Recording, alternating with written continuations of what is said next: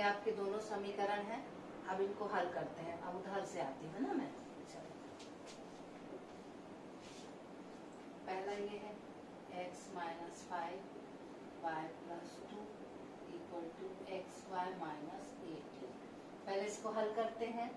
तो ये हो गया x इंटू y+2, पहले इसे x से करेंगे, -5 into y+2 equal to xy minus 18। ठीक है, अब ये x इसके अंदर जाएगा तो x into Y plus 2x minus 5y minus 10 equal to xy minus 80। देखो 5 अंदर जाएगा तो -5y minus into plus minus 5 two 10।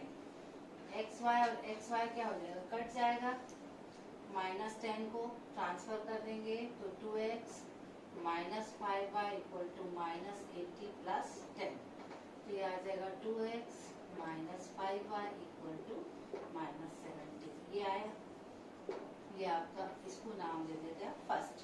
चलिए प्रश्न सेकंड इक्वेशन है कि अगर लेंथ में 10 इकाई की वृद्धि हो रही है और ब्रेथ में यानी चौड़ाई में 5 की कमी हो रही है तो क्षेत्रफल जो है वो 50 इकाई बढ़ जा रहा है। क्षेत्रफल होता है लंबाई गुणित चौड़ाई। तो ये बना दिए समीकरण। अब फिर इसको x into Y minus 5 plus 10 into Y minus 5 equal to xy plus 50। अब xy minus 5x plus 10y minus 50 equal to xy plus 50। ये हो गया 5x 10y, 50 को उधर की तो 50 और 50 100। तो ये बन गया -5x plus 10y equal to 100। तो ये हो गया इक्वेशन नंबर 2। अब ये दोनों को अपन ने लिख दिया, ये फर्स्ट इक्वेशन, ये सेकंड। अब इसको सॉल्व करना ज्यादा आसान है क्योंकि 5 में 2 का मल्टीप्लिकेशन करेंगे तो 10 बन जाएगा, अपना प्रॉब्लम सॉल्व। अगर इनको करेंगे तो इसमें भी करना पड़ेगा और इसमें भी करना पड़ेगा। तो अपन इसमें मल्टीप्लाई किए 2 तो 2 2 ज़ा 4, 5 2 ज़ा 10 और ये 7 2 ज़ा 40 तो 140। ठीक है, अब ये 5x लिख दिया अपन ने। ये देखो ऑपोजिट चिन्ह है तो जुड़ेंगे। मैंने बताया था कि यदि सेम है तो घटेंगे, ऑपोजिट है तो जुड़ेंगे। तो जोड़ दिए दोनों को, कट गया, ये आया -x, ये -40 तो x इक्वल टू 40। इस वैल्यू को अपन ने रख दिया समीकरण 2 में। ठीक है, तो ये 5x plus 10y equal to 100। इसमें x की जगह पे क्या डाला अपन ने, 40। तो ये -200 plus 10y equal to 100, 200 cross हुआ तो 200 प्लस 200 कितना हुआ, 300। y इक्वल टू 300 अपॉन 10 तो कैंसिल हो गया, कितना आ गया 30। तो x हो गया 40 और y हो गया 30। अब दोनों वैल्यूज आ गई तो अब आप चाहे तो उसमें रख करके देख सकते हैं। क्षेत्रफल कितना हो गया, 40 गुणित 30 कितना होता है, 1200। अब इसमें अगर 5 का कम कर देंगे तो हो गया 35 और इसमें 2 बढ़ाएंगे तो कितना हो जाएगा, ये 32। अब गुणा करके देख लीजिए, 35 गुणित 32 कितना होता है, तो 1200 से 80 कम आना चाहिए। ठीक है, तो आप अगर आता है तो आपने जो किया है वो सही है और नहीं आता है तो आपने जो किया है वो, उसको आपको फिर से एक बार देखने की जरूरत है। ठीक है, तो इसके साथ ही अपन ये चैप्टर को समाप्त मानेंगे, 2 चरों का रैखिक समीकरण। तो उम्मीद है आपको ये चीजें समझ में आई होंगी। और इसमें एक आध प्रश्न वो है कि साइकिल हवा के साथ जा रही है या नाव पानी के बहाव के साथ जा रही है।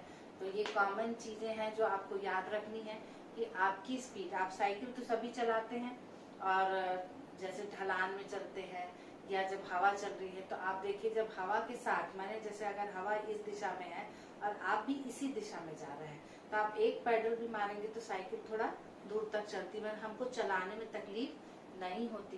पर अगर हवा के विपरीत चलते हैं तो हमको चलाने में तकलीफ होती है।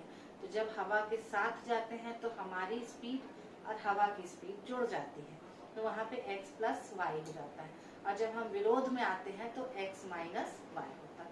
ये आपको याद रखना। जैसे नाव है, नाव अगर पानी के बहाव के साथ है तो नाव की स्पीड और पानी की स्पीड दोनों जुड़ जाएगी तो x प्लस वाई हो जाएगा। और अगर हम बहाव के विरुद्ध हैं तो वो x माइनस वाई हो जाएगा। ठीक है, और उम्र का जहाँ तक सवाल आते तो उम्र के जितने भी गणित हैं उसमें वर्तमान उम्र से ही गणना होती है।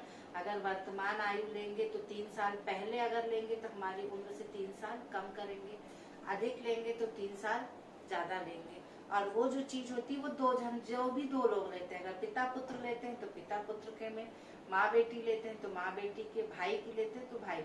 अगर 3 साल कम हो रहा है तो दोनों की उम्र में 3 साल कम होंगे।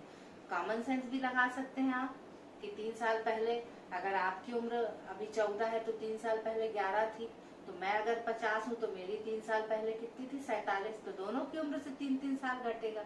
आया समझ में? तो ये कुछ कॉमन सी चीजें हैं जो आपको गणित करते समय ध्यान रखनी है। प्रश्नों को अच्छा ध्यान से पढ़िएगा तो हल करके आप उसको निश्चित रूप से उसको सही तरीके से हल कर पाएंगे। अपन ने इसमें ज्यादातर एक प्रश्न में विस्थापन विधि और ज्यादातर अपन ने विलोपन विधि का उपयोग किया। ग्राफ का फिर मैं कई बार ग्राफ आपको करके दिखा चुकी हूँ, और आप चाहेंगे तो 1-2 प्रश्न आप खुद से भी बना लीजिए। तो इसके साथ ही अपना 2 चरों का रैखिक समीकरण का ये अध्याय समाप्त होता है। जो भी इसमें कठिनाइयाँ होंगी आप मुझसे पूछ सकते हैं और मैं आपको उसका हल करके फिर बता दूंगी। ठीक है, तो आज के लिए इतना ही। फिर नेक्स्ट चैप्टर के साथ अपन फिर मिलेंगे। तब तक के लिए स्वस्थ रहिए, मस्त रहिए और प्रसन्न रहिए। हंसते हंसते, दुखी होके मत कीजिएगा, खुश होकर के इस चैप्टर को कंप्लीट कीजिए। तब तक के लिए बाय बाय। Thank you.